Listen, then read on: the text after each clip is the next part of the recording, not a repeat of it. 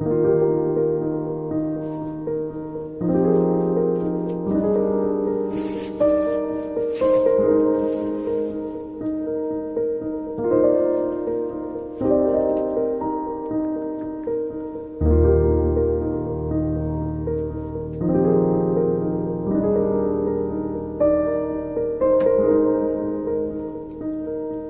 morning, guys. I am B. I am the Spinning Knitter on Instagram, and I am coming to you from the middle of nowhere in the northeastern United States, where last night we had a blizzard that dumped like 10 inches of snow on top of us, drifts that are 4 to 5 feet high, and temperatures of negative 17 degrees Fahrenheit. Can't remember what that translates into Celsius off the top of my head, so you're going to have to do the math yourself if you want to figure that out. But after a very long hiatus, I am back, and I am back to crafting. To be honest, I have not had a lot of time to do anything. I like to do lots of different things. I'm a multi-crafter because I get bored and because I like to learn constantly. However, my job is a management job. It's very stressful, and during the holidays it gets even more stressful, which I'm sure many of you know. So I didn't do much crafting after my last podcast and kind of dropped off the radar for a bit because I didn't have time to podcast or to craft. So over the past 2 to 3 weeks, I've kind of gotten back into the groove of reading and crafting and doing all the fun things again. I still purchased crafting things that I had no intention of even breaking open or using since my last podcast, but now I've finally got to dig into some of those things. So I now surprisingly have a lot of things to show you, but not enough time to show them, and so I'll probably end up doing podcasts a little bit more frequently now that my job is a little less stressful for the moment, and do some shorter, quicker podcasts to catch you guys up. My interests, because they range from everything from reading and knitting to the history behind spinning and weaving. You're going to hear a lot of different things, and I'm just happy to be able to share them with my friends and family. So welcome, and even though this is going to be a little scattered because I'm still a little all over the place, bear with me, and I hope you enjoy just sharing the crafting world with me. So yes, before you say anything, Grandma, yes, I did cut my hair. I got 10 inches cut off, and then I chopped off another 2. So I got a foot of hair cut off total, and oh my gosh, it feels so much better. I feel less like a Bigfoot. Abominable snowman. I feel less like an abominable snowman. Anyway, moving on. Hi, Grandma, I love you. So, wanted to tell you a little bit of reading first because you know how much I love reading. I am so excited. I got a pre-order of Susan Span's new book. Susan is an author. She's an expat living in Tokyo, I believe, and she has a huge lifelong love of Japanese history and culture. And if you follow her Instagram, I'll put it down below, but it's susanspan.author, I think. She posts some just amazing, beautiful pictures because she loves hiking, and so she has hiked all over Japan, and just the temples, the scenery, the mountains, beautiful, just beautiful photography. So I would encourage you, even if you're not a reader, if you like landscapes, if you like hiking, if you're looking for inspiration for drawing, painting, anything like that, go look at her Instagram because she shares all these little fun things that are just really cool. But anyway, so this is a pre-order. It arrived, and I forgot that I had pre-ordered it and that the pre-order was coming up quickly. So I was pleasantly surprised and shocked when this arrived on my doorstep. This is the 8th book in the Hiro Hattori Shinobi Mystery series that Susan writes, and I am currently on book 4 of the series. I had been reading it up until the last podcast, and then I stopped. I did not touch a spindle from a week after the last podcast until 2 or 3 weeks ago. I'm not even joking. I didn't do any spinning, any knitting, weaving, crochet, tatty, any of that stuff. I had no drawing, no watercolor, nothing. It was just dead and dry in terms of crafting. So I'm behind. I expected by the time this came out that I would be done with the rest of the series and could just like gobble this up right away. And I made a mistake. I read the back of the book. I shouldn't have done that, but I read the back of the book, and now, like, I don't want to motor through the other 3 books because I want to, like, savor and enjoy them, but I really want to read this one. So, the series starts off with the book Closet the Cat, which is a great mystery. Very well written. It's, I would say that her books are very fast-paced, and the plot is very tight. It's a very tight whodunit. And her background is she loves the history of 16th century Japan, and it shows in these books. It shows in the language of the characters and how she describes the dress and the places and the people. They're mysteries that are grounded in history, so they're very tangible, very engaging in drawing you into the world. And so it's a great way to learn little things about a culture that you don't know about. I don't think I know of any person that I would not recommend this book to as a starting point. It might not be everyone's cup of tea, but for me, this is something like I literally would recommend this to anyone, and I think most people would enjoy it. It's just, they're that good. So, check her out on Instagram. Go check out the first book, see if you're interested in it, and then, read the whole series. But don't read the backs of the books, of the newest books, before you're done with the oldest books. Just saying. Also, moving into crafting stuff, because I have the house currently to myself, but that's probably not going to stay this way. I found out something over the break that may or may not have made me a little bit sad, and that is that I can't use all of my spindles anymore. I found out that I need to use lighter spindles for the time being, and that there is no get well date for me to use some of my heavier spindles, which makes me very sad. So, in news flash, I'll probably be doing a spindle destash of some of my spindles that I will have to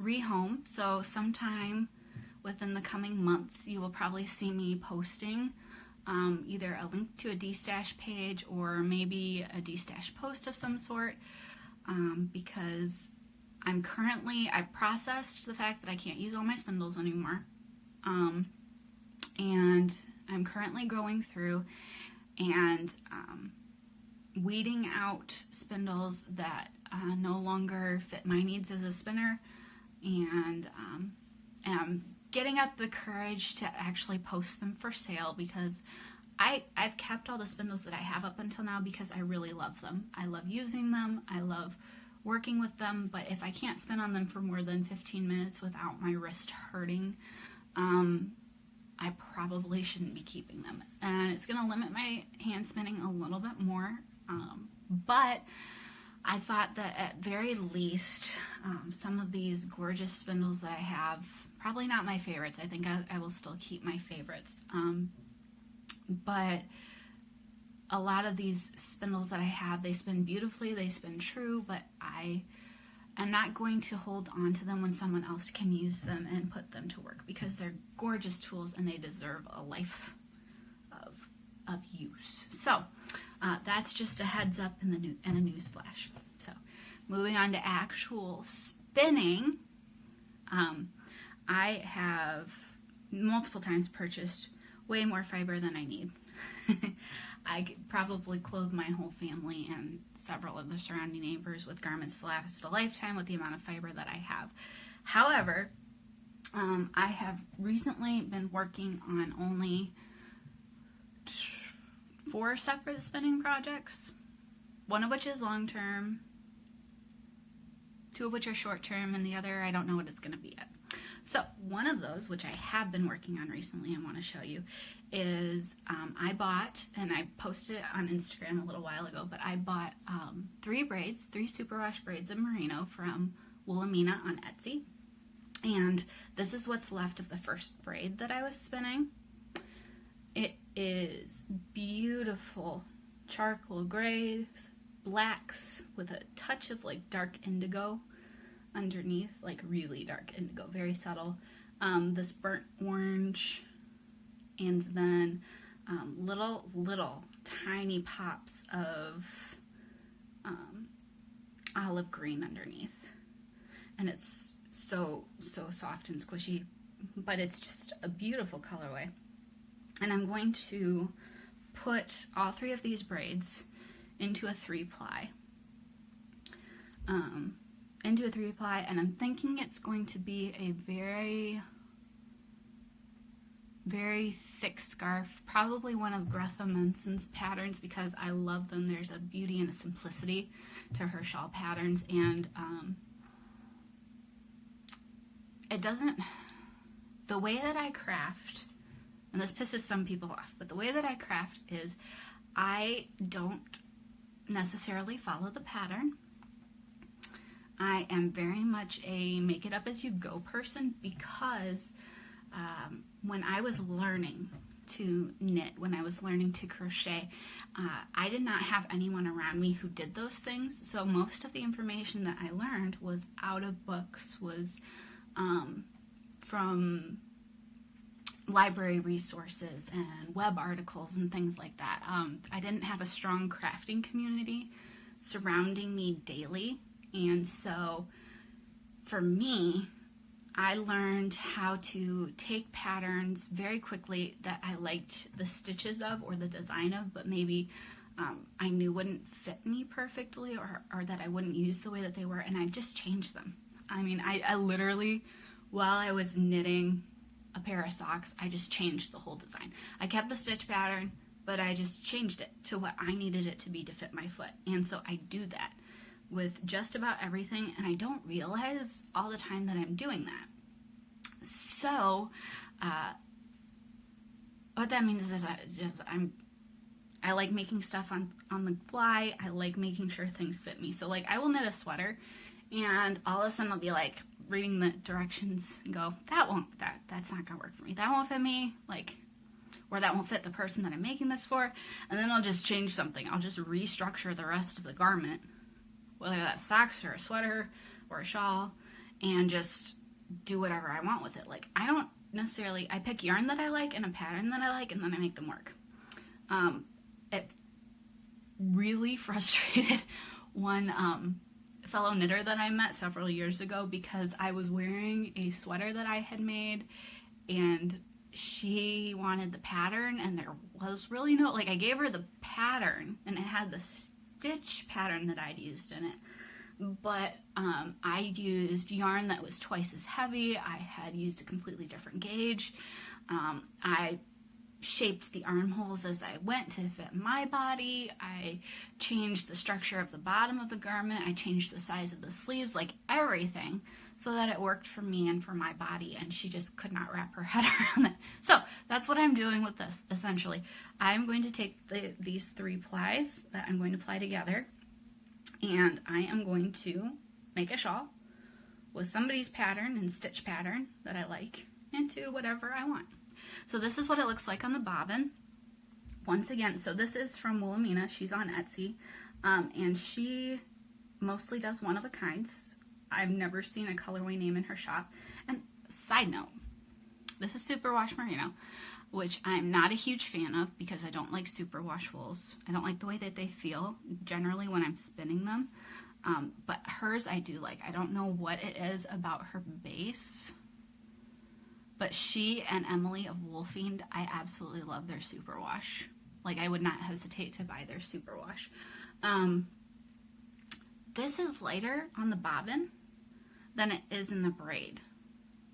Usually for me it's the other way around. When I spin something it gets darker as I spin it, not lighter, but this is the exact opposite.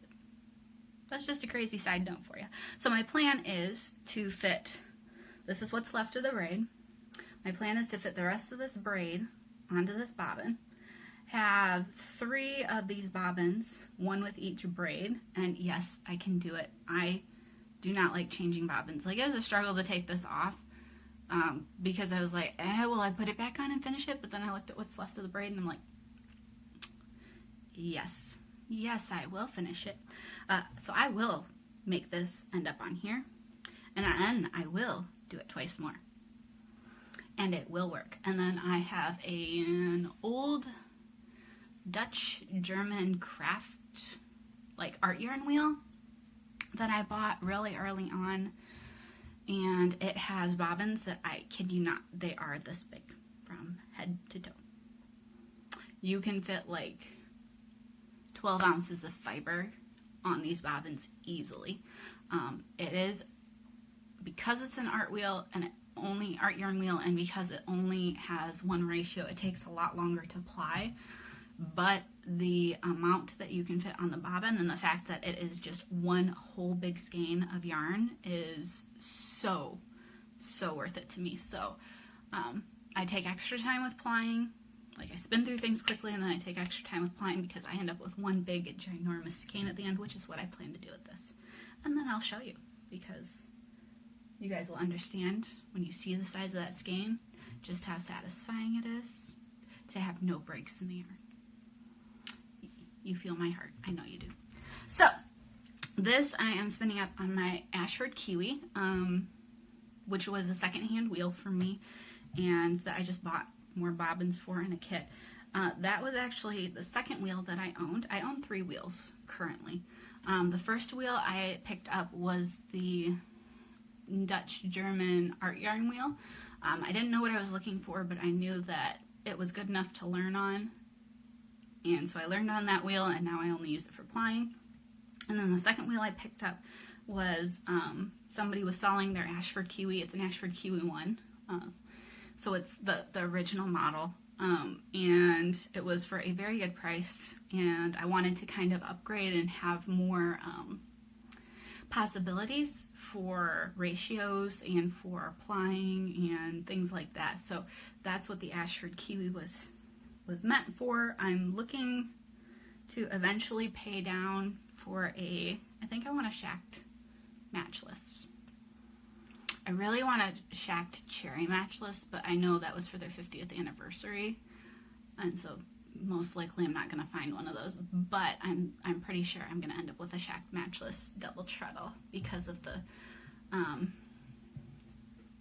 versatility. They make wonderful products, and I think that's going to be my next wheel, because I have a friend who wants to spin, and she basically told me that when I get to the point that I get my next wheel, my all-in-one Mercedes-Benz luxury vehicle, she is willing to take off with my Ashford Kiwi so that I know it goes to a good home where it's going to be very well cared for and taken care of, and is also going to be used with love and care.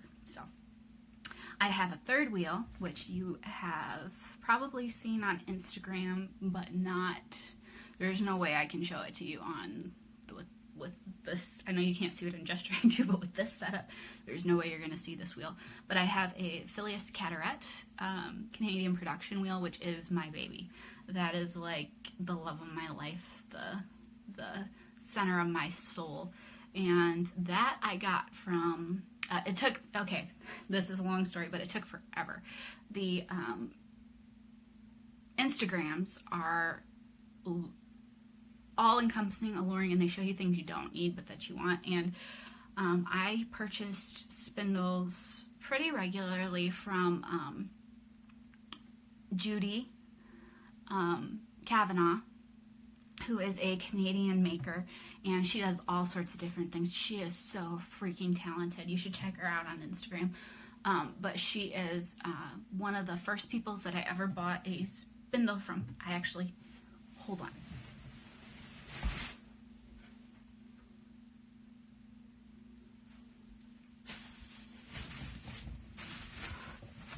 Okay, I'm back. Judy is actually one of the first people that I ever bought a spindle from that the spindle was spinning true. The very first 2 spindles I bought, one was from Silly Salmon Designs, and it's actually also, I should have picked it up. It's sitting right over there, right in front of me. But I'll post a picture so you can see it. And then this was the second spindle I ever purchased, which was from Judy. And it's completely different from Silly Salmon Designs. This was a maple burl and a lightweight spindle. And it has this really cute pigtail hook, which is what Judy does. And she does little tiny bits of detail that if you're a spinner, you will appreciate. So this is one of my first spindles from her, which is Sporting Some, created by LCB. And I think this is Tarhi. It's Tarhi, and it's her hyacinth colorway. It's like hyacinth or pansy. It's a flower. She still dyes it. It's still beautiful. But this is one of the this is one of my spins that I've been working on the longest, because I started this as a spinner that didn't know anything. And so it is one of those spins that I have literally been treasuring since I started spinning. I bought 2 braids of this colorway to make into a scarf for someone who probably watches this, so I'm not going to say who. And it's been a long time, because I love this fiber, I love this spindle, and I love everything about this. Anyway, backing it up. So I bought this from Judy. I followed her on Instagram for a long time, and I knew that she was both an excellent maker and a just incredible person, and I really consider her not just an acquaintance, not like an Instagram acquaintance, but one of the people that I look forward to interacting with. I don't actually do a lot of social media, but anyway, so I consider Judy more of a friend, and she is a wood turner, and she is also a rehabilitator, refurbisher, restorer of all sorts of beautiful things. And one of the things that she does is when she finds a wheel that is in disrepair, if she can repair it, she will. So she found this PHILIAS Cadorette wheel, and it was actually missing a leg and was completely gunked up and junky, and brought it home and refurbished it, and then was like, okay, I'm gonna sell the wheel now. Here it is on Instagram. And she posted this beautiful picture of it in all of its glory. And I had just gotten a wheel like 6 months before. I had no clue what I was doing, and I saw it, and I knew that it was supposed to be my wheel. I knew that wheel was destined, fated, whatever you wanted to call it. I knew that wheel was mine the minute I saw it. And I waited a whole day. I was literally praying about it a whole day, and I was like, I don't know if I'm supposed to do this. I was in a very tight place with budget and things like that. Like, I needed a new car at that point in time, all these different things. And I finally contacted Judy, and I was like, Judy, I really, really want to purchase this wheel, but I have no clue how I'm going to pick it up. Like, my car won't make it to where you are in Canada. You know, it's way too far for me to get. Could I purchase it from you and then figure out a way to get it to my house somehow? And she was like, sure. So literally, I had posted on Ravelry at the time asking about, because there are people that will railroad spinning wheels or different things to and from places for you, and posted about it, and immediately got responses back, and was able to get it from where Judy lived, about 6 hours closer, and then that lady couldn't get it any closer, but she held on to it for me. And then another lady, like a couple months later, found the thread and was like, hey, my sister can get it from this other lady to me, and then, well, you'll only be like 8 hours away from it at that point in time. And I was like, 8 hours? I can do an 8-hour trip. And then she's like, no, like 8 hours one way. And I thought, I can do 16 hours in one day driving. Not in the car I had at the time, but I was like, that would be great, thank you. So like, for the first 6 months, it moved closer to me, and then it stopped. And this wonderful, beautiful woman, bless her heart, kept this wheel for me for 6 months until I changed jobs. I had more income. I finally had a new to me car that was reliable, that wasn't going to break down within 3 hours of driving it. And my aunt spent a whole day. I drove all the way to the wheel. The lady wasn't even there. I still have not met her. She wasn't there. She brought it to her office where she worked. And she said, I'm going to be out of town on vacation. So my receptionist is going to let you in. Just go ahead, pick it up. I hope you have fun. So this woman held this wheel for me for 6 months, and I didn't even get to see her face to face and hug her or anything. We drove there. I got out. I saw this beautiful wheel, and like my heart just melted. I was literally crying. I was so excited. It was like a dream come true for me. We get the wheel home, and I've had it ever since. It is my baby. Like this wheel is I can't think of any other way to say it other than it is a part of my soul. It is a piece of history, and it is a part of my soul. And maybe I'll tell you more about the history of it at some point in time, but it's so cool to me that I have this beautiful piece of craftsmanship that's a workhorse and is still running hard, running strong today, and that someone took the time to look at it and say, yes, it deserves to be put back together and protected, and then, given to someone who is going to take care of it. And anyway, that's my third wheel, which I love. Absolutely love. So, not that you needed to know that, but now you know that. So last two things, because this is already going way longer than I thought it was going to. You guys know that I was working with this beautiful fleece from Sierra of Dakota Designs. And this is Tatiana. She is a BFL CDM crossed. And the fleece was purchased washed. Beautiful, beautiful pearly gray with creamy tips and just almost zero vegetable matter in it at all. And because I have this horrible callus right here from working, initially I was taking locks and I was literally just doing this to the tips, and then I tried spinning them. But then magic happened, and thank God I got not only a loom, but this other woman was wonderful, and she was like, I have all this fibery stuff that I don't do anything with anymore. Here you go. She gave me this pair of Clems and Clems hand cards, which are practically unused by her, and they had a little bit of rust on them, which I was able to get off with a little bit of greased stuff. And now they work. They're beautiful. And I know I already talked about them, but I'm going to show them to you anyway because I'm just so incredibly thankful to have them and that they work so beautifully. So I used these, and I made these fluffy, goody roll eggs that are so pretty, so fluffy, and are heaven to spin. So the very last thing that I did before I stopped doing any crafting was I created two beautiful skeins of thick and thin long draw goodness.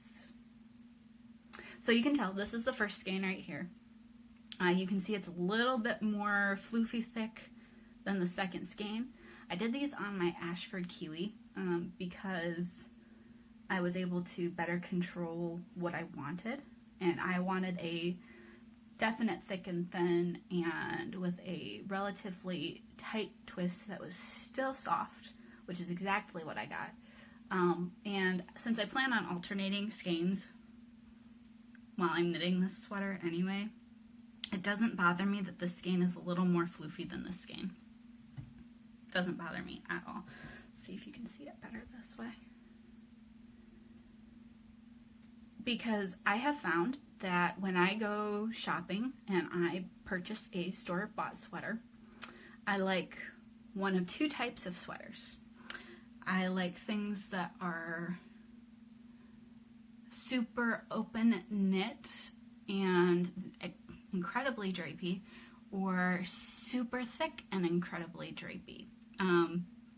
So the common denominator being drapey, obviously.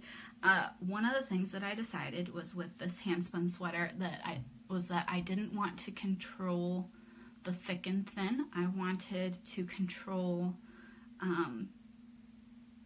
the openness of the pattern, because I have a specific sweater in mind that I've had for a long time that was store-bought, that is like an open lace cable is the best way to describe it. Maybe I'll show you sometime. But the yarn that's used in it is a thick and thin yarn that gives it this added dimension.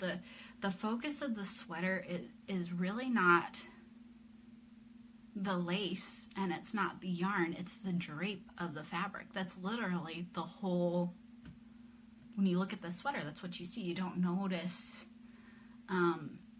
the lace, you don't notice the cables. What you notice is just how drapey and soft it is, and I want that same thing. So I am going for that with this. And I have also found that I really, really, really dislike knitting sweaters in anything that is not sport or DK. Like, I prefer sport and DK for knitting. Fingering for me, it takes too long to knit a sweater. I lose interest, I lose engagement, and I find that for me, the way that I knit, it tends to be a little denser than I want it to be, a little bit heavier. And then on the other spectrum, like, I love DK, but to go to worsted for me is a little bit too much, because with worsted and my body type and what I like to wear and like to knit, the garment does the same thing. It becomes fairly heavy and with not as much drape as I like. So this is my middle ground that I'm going for, and I'm hoping it's going to work out, because if not, this yarn is very tough and will rip out very well and will make a totally different garment if I need it to, which I hope doesn't happen, because I want what's in my mind to come into reality. However, that doesn't always happen, and it's okay if it doesn't. It really is, because I like flying by the seat of my pants. Speaking of flying by the seat of my pants, I bet you don't know what I'm going to say next, which is that I purchased another spindle. Surprise! I am addicted to Galena spindles, Galena of Carrie Cherry, specifically to her Tiny Turks and her small hand-painted Turks. Those are my absolute favorite. Everything that she does is beautiful, but these are the ones I go for. And you have got to see this. This is one of her Tiny Turks, and this is in Bird Cherry. And oh my gosh, this grain, like, I hope you can see this. But the grain, the coloring, that's just gorgeous. This is not the same spindle that I posted on Instagram. This is a different one. But there's nothing but perfection here. The thing about nature is as I throw things on the ground, the thing about nature is it tends to provide the most beautiful patterns, the most beautiful grains and contrasts that humans cannot mimic. I have, and might show it to you next time, I have a Nitty Noddy that was hand carved by one of my friend's grandmothers, and it's made out of curly maple. And curly maple starts out as a very light maple color, which I'm sure a lot of you guys have seen based off of the spindles that you've seen. But over time, it darkens quite drastically and with use. And this Nitty Knotty that I have, it's like a deep charcoaly chocolate color with strips of golden brown in it. It's gorgeous. It's hand carved. It's gorgeous. It's received a lot of love and a lot of use over the years, and things that have heritage that last for forever tend to be handmade natural items. Some of the most beautiful pieces of furniture I've ever seen, my loom, everything like that, that's handmade, that's natural. They're beautiful. They have this depth and this beauty to them that we can't recreate. And all the veneers that we do with all the different types of patterns that we can make with paint and things like that, we can't rival the beauty of what God has created around us with all these different things. So anyway, moving on, because I said this was going to be short, and it's not. Last but not least, I wanted to show you, I found another maker, surprise, and she makes beautiful earrings, necklaces, brooches, and she is on Etsy, and I just want to give her a shout out because she is supplying my mother's birthday gifts for the rest of eternity as far as I'm concerned. And it is Lindsay Zimmerman. This is her handle for Etsy.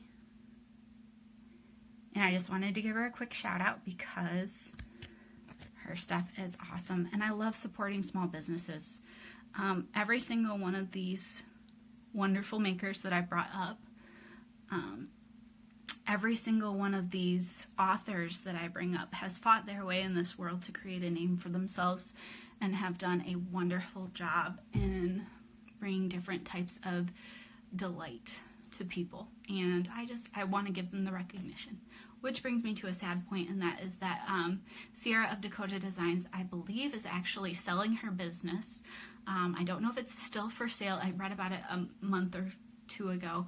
But she was going to sell her business and move on to other things in her life. So I just want to give her a shout out and let her know how much I appreciate the warmth and pleasure she's brought to my life by the different beautiful goodies that she has taken so much time to curate for us. And I wish her the best going forward. So if any of you are interested in knowing more, she does still have a newsletter going out, and I didn't read the latest one, but I know that she packs a lot of really cool information into it. She's just very knowledgeable.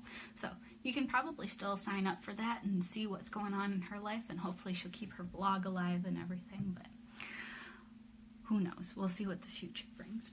So that is less than like a quarter of what I have to show you, but more than enough for this podcast. So thank you so much for joining me and for rambling along with me through crafting and creating, and I hope you have many fun adventures in both of those until we see you again in the future.